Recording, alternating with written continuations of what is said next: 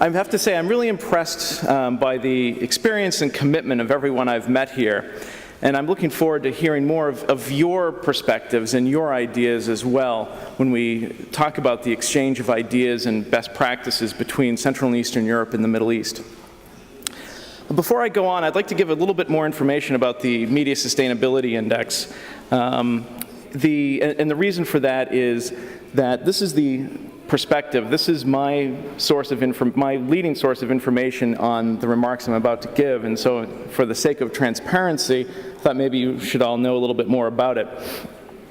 IREX created the Media Sustainability Index in 2000 because we required a way to assess and measure the strength of the media sector in countries we worked using a unified methodology. We were working in about a dozen countries at the time, all in Central and Eastern Europe. And our work included all areas relevant to media sector development, from journalism training to developing sound management, legal framework creation and reform, and building supporting institutions such as professional and trade associations. The MSI, the Media Sustainability Index, was therefore designed to assess performance in all these areas, and to do so using a local perspective. In each country, a panel of about 12 local media professionals comes together and answers a standardized questionnaire and has a discussion. And from this, we get, this is our source of scores, and it's also a source of about 12 pages of text that explains what is behind the scores. The MSI was formally launched in 2001 in 20 countries in Eastern Europe and now covers 80 countries with the addition of the Middle East and Africa in later years. We publish the MSI annually in hard copy, and it's available on our website, www.irex.org. So again, my remarks today come from the perspective of my work on both the Media Sustainability Index and also the Technical Assistance Projects. I first joined IREX in 1998 and was working on some of our technical assistance projects in Central and Eastern Europe. So to begin, I don't want to assume that anyone here needs a lesson in geography, and certainly I wouldn't presume to give one. But however, in considering Eastern Europe and the Middle East, I do think it is important to always consider that these are diverse regions. Eastern Europe in the early 1990s was composed of very different countries, and still is today. Compare a country like Poland in 1994 with Albania or Tajikistan in 1994, or consider Poland today against Tajikistan today. Likewise in the Middle East, Tunisia, Egypt, and Yemen may all share some similarities, but again, they all have major differences as well. That said, I think a careful study of the countries in each region allows for lessons, both positive lessons and negative lessons, to be shared and shared back and forth. Lessons from Croatia might be applicable in Tunisia. Those from Russia, perhaps applicable to Egypt. What we are still learning in Kosovo might be applied to Yemen.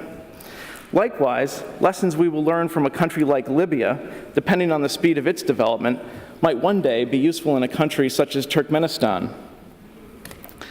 Now, not to seem as though I'm forgetting my own caution that I just made, but there are some differences that do apply rather generally to the Middle East compared with Eastern Europe. And I'll start with those and share my thoughts on what I think they might mean for media development.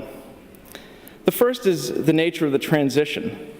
Although some Middle East countries experimented with socialism in the past, and many governments still own key industries, every country has robust private enterprise, even if often there is a cronyist relationship between business and government. Before the Arab Spring began, every country in the Middle East except Libya had some form of private media, and in many countries there was at least a modest amount of flexibility, of leeway for critical journalism, even if there were many red lines that media knew that they were unable to cross. In Eastern Europe, there was not nearly the same level of private commercial activity, and critical media were either underground or, as a rule, under much tighter constraints. So this will prove to be an advantage for the Middle East as it moves forward. It's certainly you can't take for granted that the political environment will open once a revolution happens. But in time, when the political environment does open up, this starting point for the Middle East will indeed serve as an advantage. Next is the expectation of what relations with the European Union and US will look like after revolution. In most of Eastern Europe, both the West and East generally felt that after the fall of communism, new friendships would spring up, and that these new governments would want to join multilateral organizations such as NATO and the European Union. Although this was not to be taken for granted with the successor states of the USSR, organizations such as the OSCE and the Council of Europe offered a way to join a larger community. In return, governments needed to open themselves to reform, or at least the influence of the West to help them, or to open themselves to external pressure to make reforms. This is not nearly as uniform in the Middle East. Libyans and Tunisians may be likely to seek closer ties with the West. In Egypt, however, where the U.S. supported the Mubarak regime up until nearly the end, short-term relations have suffered. Should change finally occur in Bahrain, for example, it would not surprise me to see something similar to Egypt, where there's a backlash against continued U.S. support of the regime there. In the Middle East, while there do exist ways the European Union and U.S. can offer rewards for democratic reforms, they're a bit more remote than what was available in the 1990s in Central and Eastern Europe. So I think this will pose a challenge for foreign policymakers advocating for democratic reform. Moving on, the Middle East shares a common language, even if there are some national differences. This has allowed for the creation of regional media outlets. Despite various criticisms of these, the best of them far exceed the quality and level of trust enjoyed by any form of internal regional media that existed in the former Soviet Union and Eastern Bloc. This is a strength for the Middle East for at least two reasons. One is that these media may serve, and already do serve, as a model, and also as a training resource. The other is that they offer a check on domestic media that provides citizens with an alternative source of information. I think this last point is best represented by the split-screen coverage that Al Jazeera had during the events in Tahrir Square, where on one side of the screen they would show what state TV in Egypt, what Egyptian state television was showing, and on the other side of the screen they would show their own coverage of events, and it was really rather striking. A last consideration when making a regional comparison is the situation of laws, regulatory regimes, lawyers, and NGOs. The Middle East has an advantage here. Most countries in the region already allow for varying levels of free speech and free media. In most countries, a regulatory regime allows for private broadcasting. There exist media lawyers. NGOs, even if these are admittedly weak in many of the countries of the Middle East, do exist and offer some level of service and support to the media and media professionals. Much of this infrastructure had to be built from scratch in Central and Eastern Europe. These region-wide differences are just a starting point when considering how to apply lessons from Eastern Europe to the Middle East. Moving on from there, one must look at the individual circumstances that come into play in each country. For example, in Tunisia, there's a strong advertising sector, and even good market research. And I'll tell you, that is a real rarity in the 80 countries that we study using the Media Sustainability Index. And I think for Tunisia, that's an excellent starting point to build from. And certainly, the state of this in Tunisia is even better than, well, it's certainly better than any country had in Central and Eastern Europe 20 years ago. And frankly, it's better than the situation in many countries in Eastern Europe today. So, lessons from Eastern Europe on market research and commercial activity may not apply so much to Tunisia. However, Tunisia until recently had no truly private and independent broadcasting. So certainly, countries such as Croatia can offer lessons in the development of independent broadcasting, a licensing scheme, and reform of state broadcasting. The situation in Libya, for example, is quite different in that a lot of work will need to be done to develop strong media management practices. So lessons from Eastern Europe certainly can be used to help develop, basically from the ground up, a commercial media sector, or at least an independent media sector, even if it's not commercial, but one that operates using its own management practices. So with all that in mind, what are some of the lessons that should also be applied to media development efforts? And I think most of you here should keep in mind that there's a divide between the lessons maybe that donors should keep in mind, and also the lessons that you, as most of you here, as media professionals. But at the same time, media professionals can also learn some of the lessons that donors should be learning. So for donors and media development organizations and media development professionals, the first thing is adopt a holistic approach. Media outlets are complex organizations that require not just journalism training, but training in adopting smart marketing and human resources practices. They need more than legal reform. They need advocacy and support institutions that will sustain the entire industry. If you as a development organization do not have the funds to work holistically, coordinate with others in conjunction with your local partners to develop such an approach. And choose long-term partners in each country. They should be committed to the principles of objective journalism and serving as the fourth estate. A further note about training: get buy-in from editors and get a commitment from them that they will work to enforce lessons learned from trainings. Even better, follow up these trainings with in-house consulting to help trainees apply the lessons they've learned and include senior staff in part of these trainings. Provide media leaders with the tools they need to see for themselves that better quality work improves their bottom line regardless of their revenue model. If there is not top-level buy-in, training may only have a short-term impact and lead to frustrated trainees unable to put their lessons into action. Training is also most effective when it is geared toward the media. And I say this because very often there are trainings that are geared toward the environment, with environmental training for journalists or conflict reporting. But these trainings need to be geared toward the reality that media face.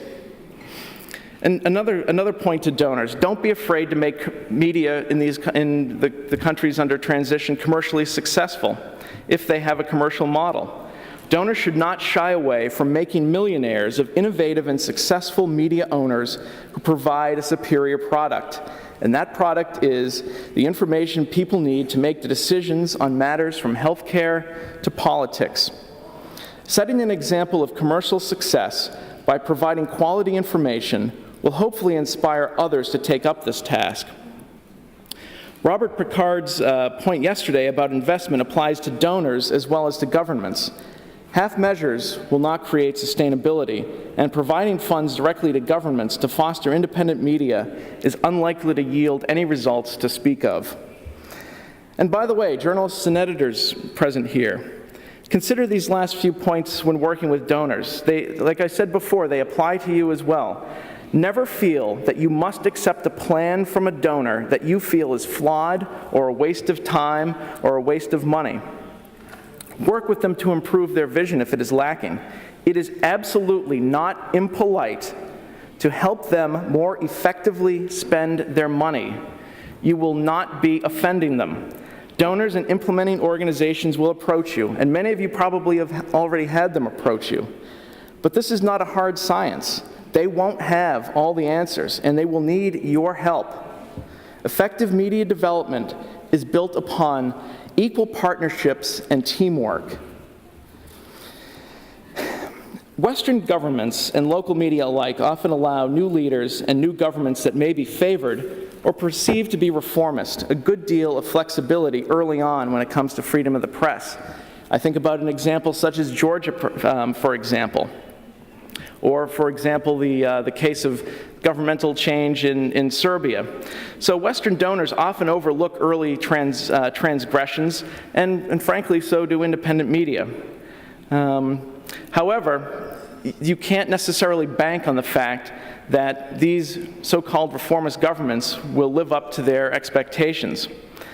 And so I think it's a mistake to allow this leeway. In fact, the early days of such regimes is precisely when developing independent media, when freedom of speech and freedom of the press should be at the top of the agenda. After all the various E&E revolutions that have occurred in the past 10 years, There has been regression of media freedom environment. Georgia, Kyrgyzstan, Ukraine, and Serbia, for example, all witnessed, after short-term gains, steps backward to varying degrees. Romania and Bulgaria both suffered similar setbacks, as demonstrated by both their scores in the Media Sustainability Index and real developments once they became EU members. We must be careful trusting political leaders to move forward with press freedom agendas. And note that I am not singling out Arab or Eastern European leaders here. Recent examples from France, Italy, the United Kingdom, and the US all show that politicians will try to bend or break established free press conventions to maintain power. But should the situation deteriorate enough, or never have improved in the first place, and there's pressure on your media outlet when controversial topics are reported on, try to work collaboratively with other media. There is safety in numbers. When 4 media outlets all report on a controversial subject, it is less likely they will be targeted. Finally, earlier I mentioned that donors should not be afraid to create commercially successful media. Now this goes for you as journalists and editors as well. Whether or not you adopt a commercial model, you will be reliant on some source of funding. Do not ignore the business management side of your operation. And one of the most important elements, from my perspective, is the development of market research and audience data. Several of the speakers yesterday mentioned the importance of knowing your audience. This is important in order to both strengthen your relationship with them by providing them what they want in terms of news and information when they want it, but it also strengthens your revenue sources. One thing that the leading countries in the Media Sustainability Index have in common is an agreed-upon measure of audience size and robust use of market research. So you need not be the #1 media outlet in your market to be valuable to advertisers. For example, you might be #1 with a specific demographic, which is more likely to buy a certain product or certain good or certain service. Advertisers will understand this value, and so even if overall you might be #4 in a market, you still have value to advertisers. Work with other media and advertisers to develop this standard of measurement. It doesn't have to be perfect, it simply must be agreed upon. Develop your own market research as well. This need not be expensive. A small focus group of your audience will tell you important information about what kind of news they need, or unveil issues of access or timing that you were previously unaware of. To close, I want to impart a sense of both optimism and pessimism for what is to come. In both the Middle East as well as Eastern Europe, and indeed everywhere, you will fight losing battles. There's no doubt about it. Determined political actors with the power of government behind them are not easy to beat. You must jealously guard your victories. I mentioned earlier that countries such as Ukraine and Georgia lost ground after their revolutions, but this can happen anywhere. The current situation in Hungary, where anti-free press amendments were passed and added to their constitution, is proof of this. The USA Patriot Act shows that there is still a role for watchdog activism in the United States. Unfortunately, there is really no rest for advocates of free speech and an independent media. But you will achieve victories, too. You will create capacity to produce quality journalism. Institutions will develop in your country that will support your media, and hopefully the media in other countries someday. I've seen examples of this from Eastern Europe, where a small organization that IREX worked with later was working in Madagascar to help with media monitoring there in the run-up to elections. You will also create a more sophisticated advertising market and that places advertising according to the logic of the market instead of a system of preferences and political favoritism. The successes in Eastern Europe, as well as the lingering problems in Eastern Europe, are proof of all of this. It's an onward journey, and it does not end, but there are successes. Thank you, and I look forward to the discussion that's going to follow.